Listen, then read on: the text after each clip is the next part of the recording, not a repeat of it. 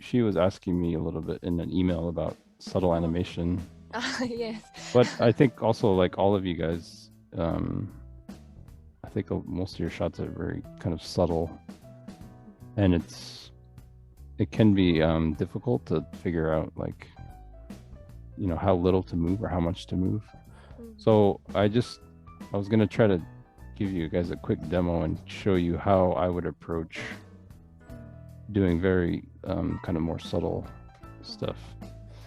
So what I did, I just shot some quick reference, and it's just random. Like I didn't really think of a scene or anything. I just did some random movements.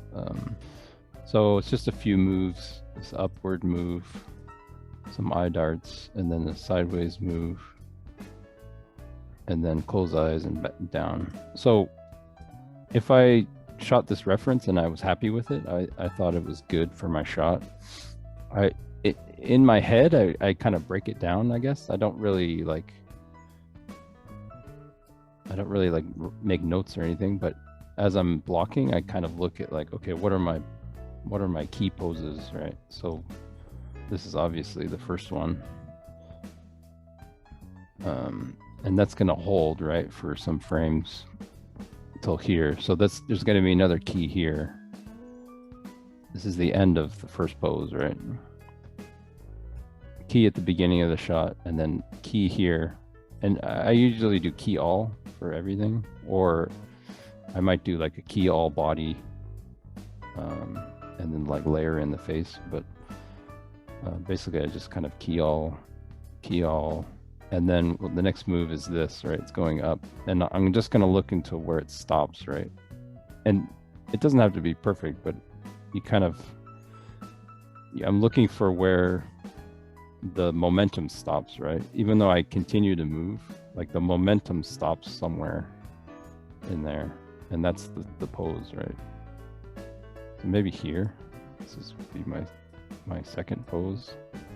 And then you can see there's going to be a moving hold, right? I don't actually stop. Zutto okoiteru ne. Until about here.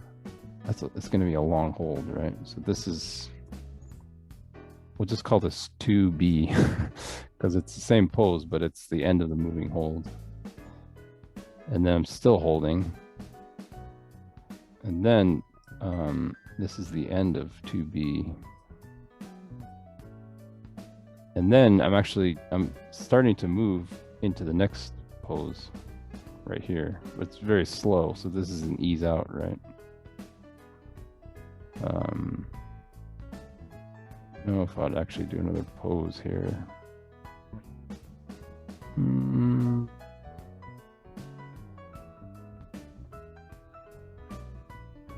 Yeah, I mean, no, I wouldn't key all. I'll just do like an ease in on the head, I think.